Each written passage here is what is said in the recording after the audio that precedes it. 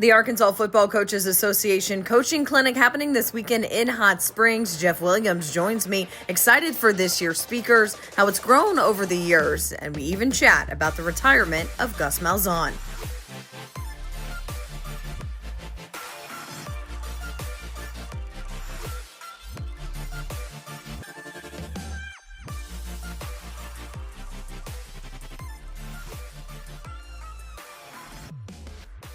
Excited for our guest today on Varsity Vibe. Joining me, you know the face, you probably recognize him, Jeff Williams, the host of Coaches in the Mouth Pod, along with every other hat that you wear, but that's the hat we're going to wear today. Welcome. Well, I appreciate you having me on here. Looking forward to what we're going to discuss a little bit about. It's my favorite time of year with this ArFCA convention. We're going to talk about and putting that thing together and how it goes and thank you for having me. This weekend, it's happening down in Hot Springs. You say it's your favorite week. It's like Christmas for you guys? It is a little bit. I get all the speakers, and it's a little crazy this time of year because coaching changes and things like that. But just it looks like everything's set up. It takes a couple of months or 4 or 5 months to get it all together, but it looks like everybody's ready to roll. How much has this grown over the years before we hop into this year? How fun has it been to see the growth as much as it has? Well, it's funny how this whole thing started. There's just, I was a little bit part of it. There's a bunch of head coaches that got in a room in Little Rock about 18 years ago and said, hey, we need to, and Shane Patrick, who's the superintendent at Siloam Springs, he was the president, first president, and kind of put it together. And the first year we had it, Danny McEwen, from BSN Sports, they're the big sponsor, went to him and we want to put on a clinic. And the first year we did it, I'll never forget, we went to Hot Springs and we didn't have a clue what it was going to look like. And didn't have a lot of money at the time and that part of it, but there was 185 people, 185 coaches that showed up for the first clinic. And like I said, now it's grown so much, it's become a regional clinic. The last 6 years we've had around 1,000 to 1,200 coaches, and we're getting coaches not just from the state of Arkansas, from Texas, Missouri. We've had one from Wisconsin, and so it's become a real regional clinic, and it's one of the best clinics I think that there is in the United States of America. I want to ask the why. Why are clinics like that important? Why do they grow the way they do? Well, I think it's just coaches. They kind of flock to each other. You're going to see when you go, I get tickled because I'm not coaching anymore, but just watching, you got guys in some of the best clinics are the guys sitting in the lobby, sitting there just talking shop down there. That's some of the best ball that's talking, but we've had good speakers. I think a lot of guys that come in and plus the Arkansas Razorback staffs, present and past, have really embraced it, and they're a big feature part of it. And I say just Razorbacks, I mean, Arkansas State, UCA, all the colleges are involved in it, and then all the high school. And we do a lot of things down there. Our executive committee will meet and bring up topics and things that we can take to the AAA to improve football. There's a couple of things that are coming up. And just now, when you got 1,200 coaches there, your voice is a little bit louder when you're trying to make changes in what's best for kids and football. But that's a focus. But just with all the speakers and it's just networking and guys getting together and talking ball and thing about clinics is you'll hear every coach say this, you can go and you might listen for 6 hours, but if you can get one or two things that'll help your program, that's what you're looking for. And I think we do a good job of giving them an opportunity to learn and some of the best coaches in the nation. I can't imagine the stories you get to. Like, for example, I mean, again, like how do I get in? How do I sneak in? Do I need to put a wig on and pretend like I'm a little assistant coach at some small school so I can just be a fly on the wall? Truly. But I think about a time where I sat down and I talked to Coach Tommy Tice. Yeah. And I'm going to sit here and let you tell me stories. And it was incredible. And I can't imagine what that is like times 1,200 with you guys. Well, there is, and Coach Tice he's got a lot of stories. Yes. Been doing it a long time, good friend of mine, but just getting down there, I think we're actually going to do maybe a roundtable podcast with some guys about just stuff like, do you get underneath center on fourth down, or are you in the shot? You're just getting people's opinions and go around. That's something I think that we'll be putting on our podcast, and just to listen to those stories and people's opinions and how they do it. But it's to register, you go to arfca.org and just go online and sign up and go. And most of it, like I said, about every staff in Arkansas is going to be there. But you'll see them come rolling in Friday morning. A lot of them get there Thursday night. First speakers at our 2 high school coaches at 9, all our state champions, Quad Sanders in 7A, 6A. Coach Barnard. Yeah, I just went blank. Barnard Tucker, and I just saw him. I just was in a room with him 15 minutes ago, and Tyler Upgrove from Robinson, and Coach Watson at Elkin. So all our high school speakers they get an opportunity when you win state championship. They get to speak, and it's kind of to give them celebration of what they did, and people want to hear from their program. Other speakers we got coming in is Barry Lundy Jr. from. Yeah, I saw that on the list, and I think that especially because what Barry means to the state, obviously what his dad meant to the state, but what he's been able to do at Illinois, and to be able to come back and bring that wisdom with him. Been unbelievable. And it's kind of interesting. People don't know this. There's a lot of college football coaches out there that got Arkansas ties. There's tons. We could sit here and have a whole podcast on that. We could draw you a graph if we wanted to. It starts with Gus. It starts with Barry, and it trickles down. It goes every different direction. Right. And usually we try to bring somebody within some Arkansas ties. They like to come back. I know we had Johnny Brewer from Duke last year, and we've had a lot of Eli Drinkwich has come in the past, and different guys. And our feature this year was Todd Munkin, and Todd obviously on last Tuesday took the Cleveland Browns job, and kind of in the How dare he? Yeah, I know. How dare he? I texted him. I went, "You got to be kidding me!" And so he was planning on coming. They've had a little situation, about staff wise, and so he called last night. He's not going to be able to make it, but we're going to put. Todd Cooley's going to replace him, who's head coach at Delta State. Just took a job at Ole Miss as assistant to Pete Gold, and Todd's got a lot of ties. Nashville, Arkansas, coached at UCA, and he's a phenomenal speaker.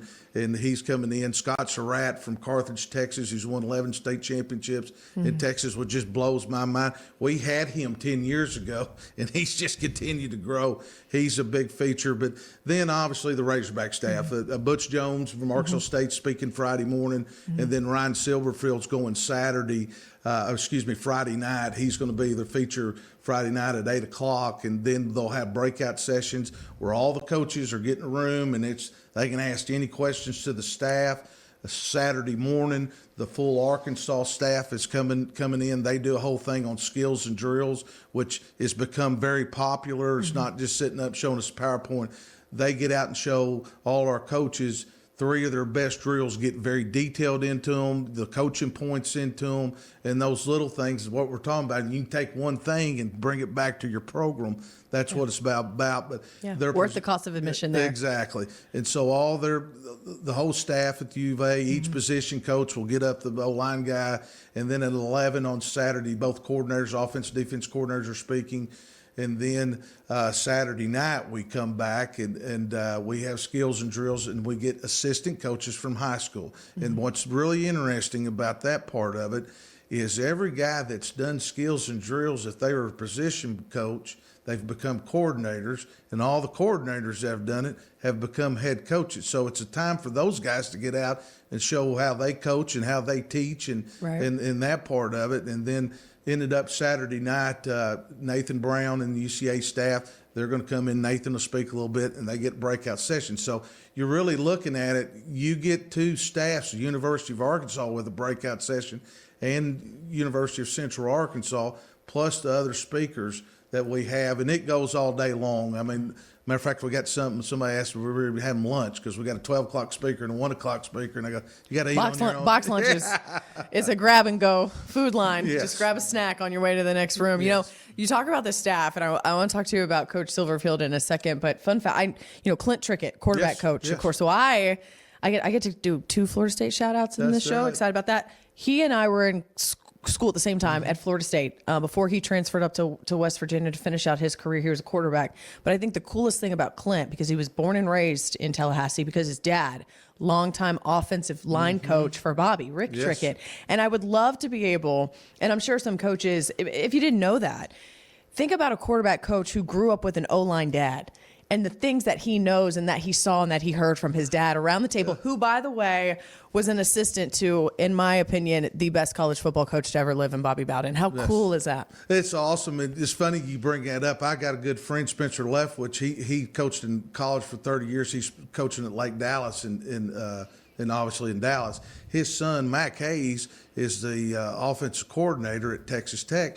And Mac Hayes played when they were at UTEP. He was the quarterback for Lefty. And then I used to ask him, I said, how's that work? He said, well, me and the wife come home and she's really interested in blitz cards. We're drawing up blitz cards and she's really concerned about protections. And, right. And so that is kind of, I've actually got to watch that a little bit. And Mac Hayes is a guy that likes to throw it around just like Coach is. But they'll get a text from the old men, from the old O-line coaches, hey, run the ball every now and then. So right. It's interesting to see how all that plays out. Yeah, a lot of respect for the guys in the trenches in that household, absolutely, for sure. But again, Clint Trickett is going to be there, a part of the new Razorback staff, and so is Ryan Silverfield.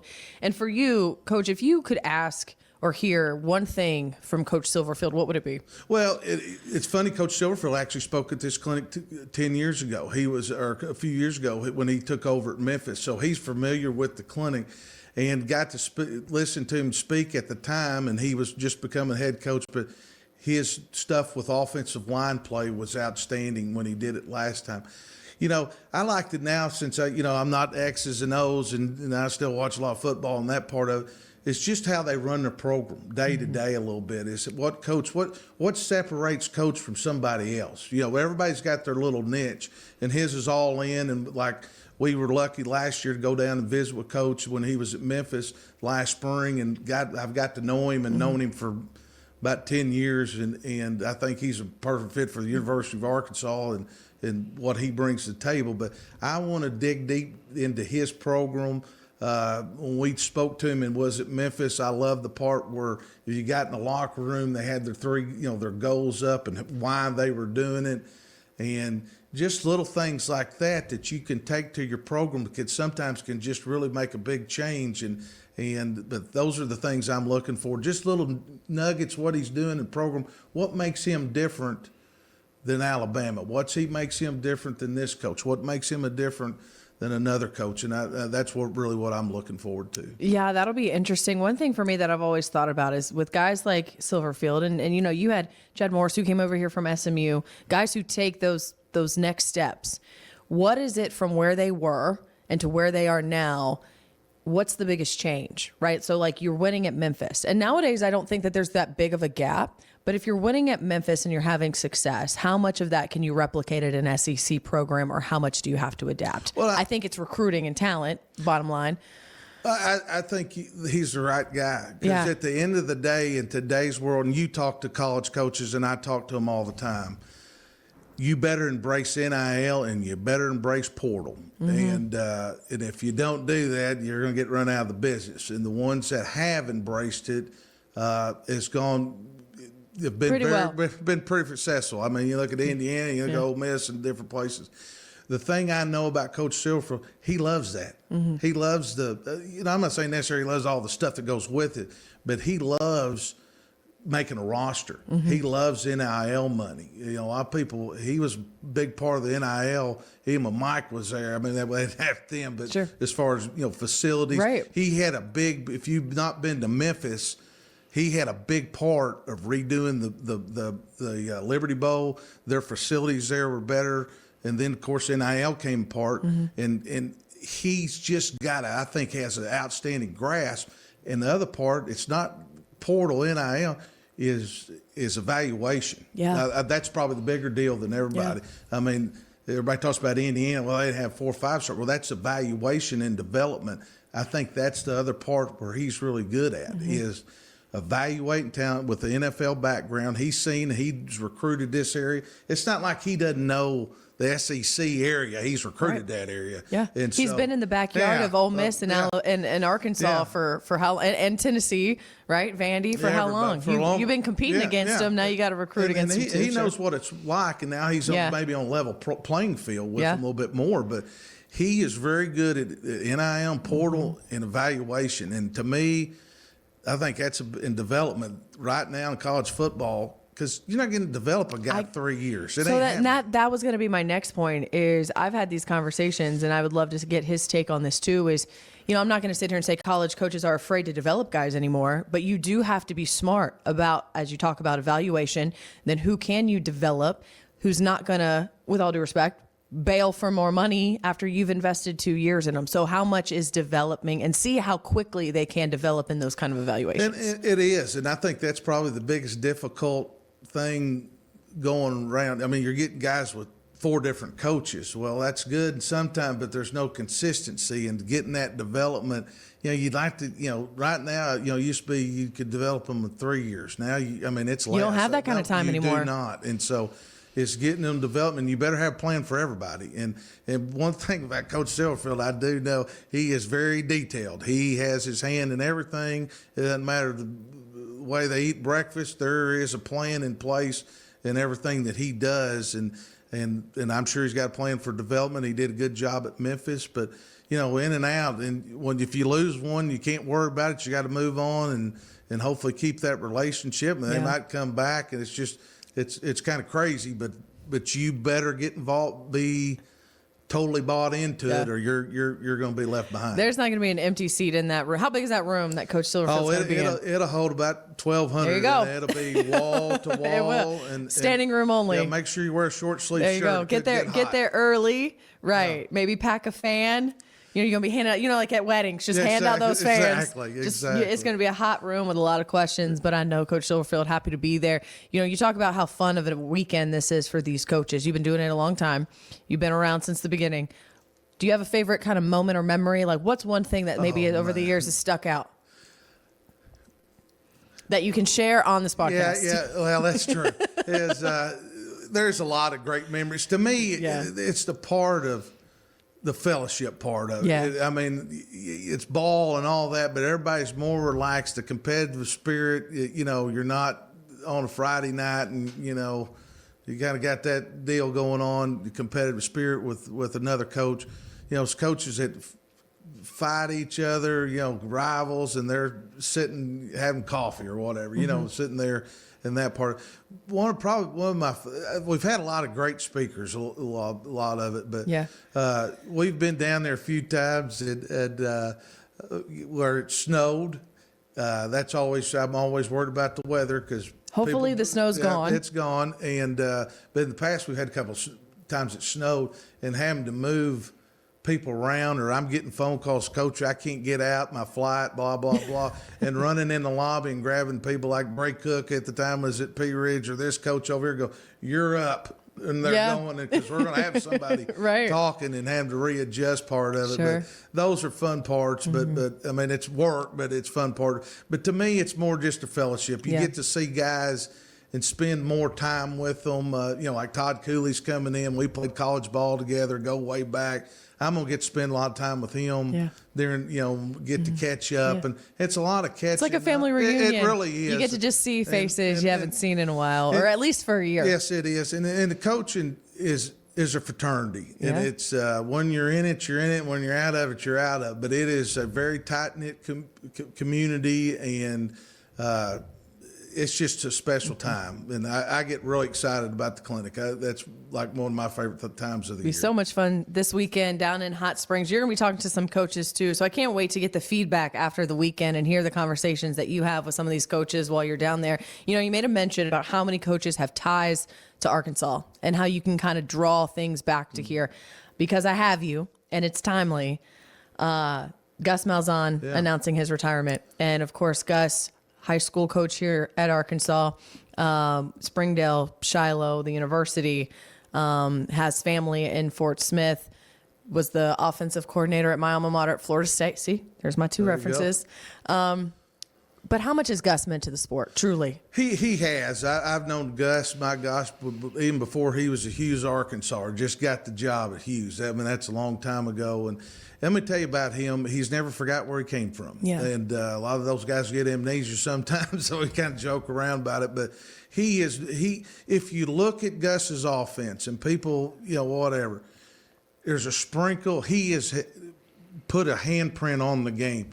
Some of his offense you're going to see on a Thursday night junior high game. You're going to see it at a Friday night high school game. You're going to see it Saturday in college and Sunday on the pros. And so he has really meant a lot, not only to Arkansas, just, his ties, but what he has done for the game.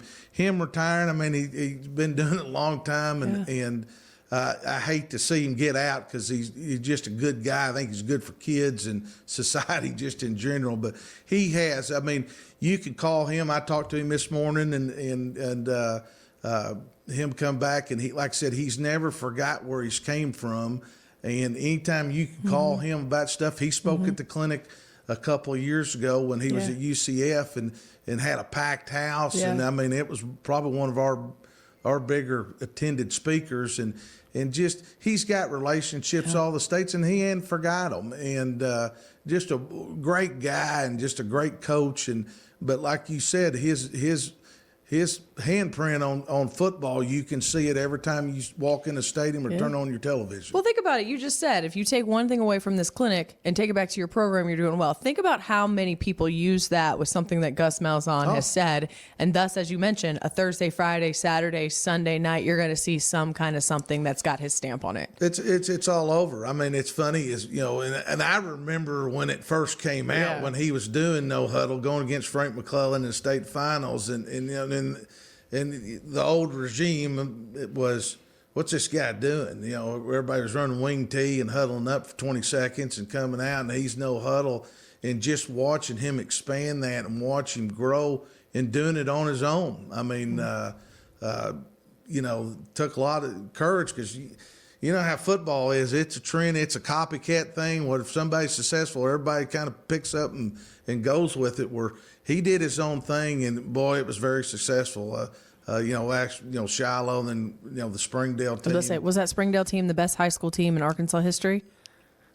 Ooh, I put you on the spot. I put you on the spot. I gotta be careful. I actually work in the district. I know. I can tell you it's funny because we had, and I was coaching at that time, obviously. Yeah. And that Springdale team was out. I mean, it's in the top one or two, but those Little Rock Central teams the 2 years before were and I got to see them both up close and personal. They were very special also. Yeah, but these Bryant teams are giving a run for their money too. So it's hard. It is. It is. You can look at those.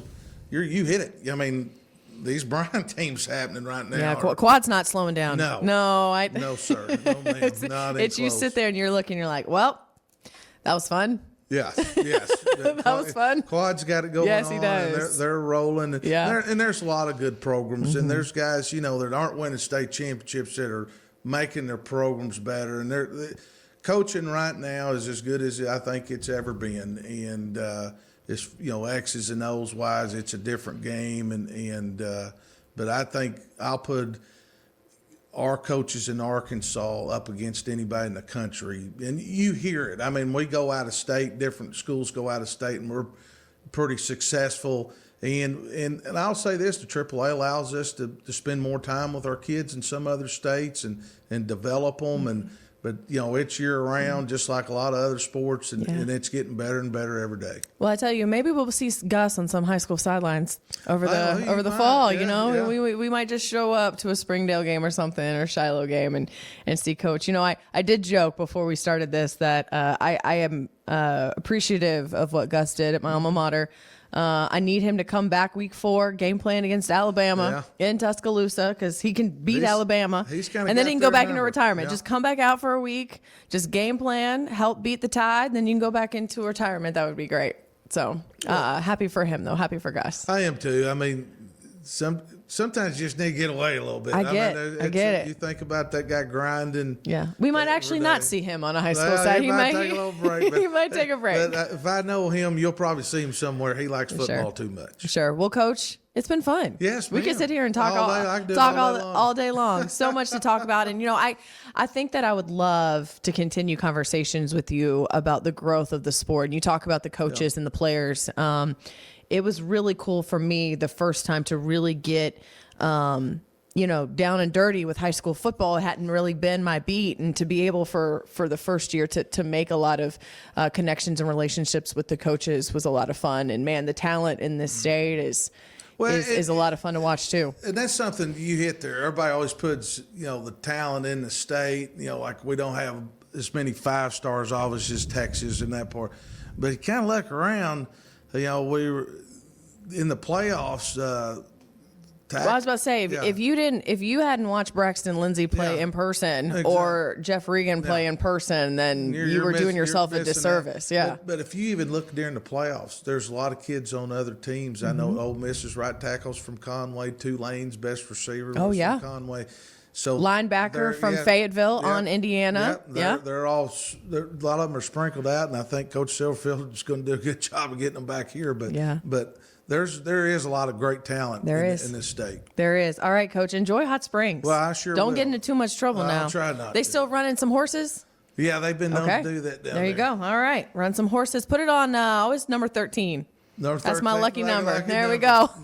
Well, especially it's 30-1. We'll put a shot. There you go. Just because, always fun to do some risky stuff. 13. All right, Coach, enjoy it. I appreciate it. Thank you for having me. Thank you.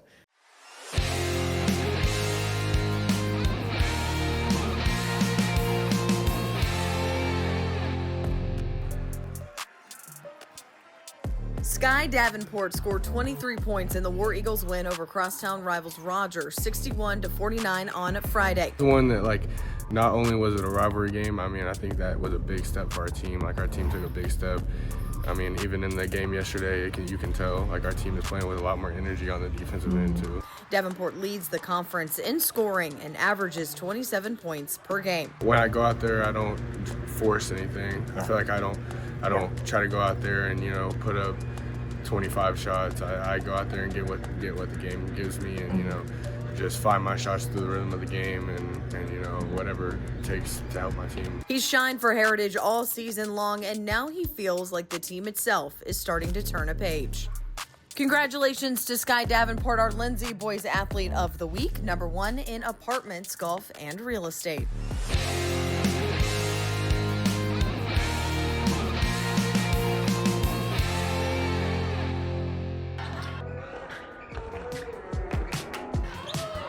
Fayetteville's Peyton Cottle continues to shoot lights out for the Lady Bulldogs. Cottle put up 28 points on Monday on the girls' win over Heritage. She had 12 points in their win over Southside on Saturday and 18 points against Bentonville on Friday. Well, I thought we played really well as a team. We played well defensively, we moved the ball offensively, and got a lot of people involved, and so I thought that was really key for us. We continue to get better every day in practice, every single game we play. And I think that's just because of our coaches. Our coaches know what they're doing. They're so good. And then for us to just be able to listen and practice and really take those to the games is really big. Congratulations to Peyton Cottle, our Lindsay Girls Athlete of the Week, #1 in apartments, golf, and real estate.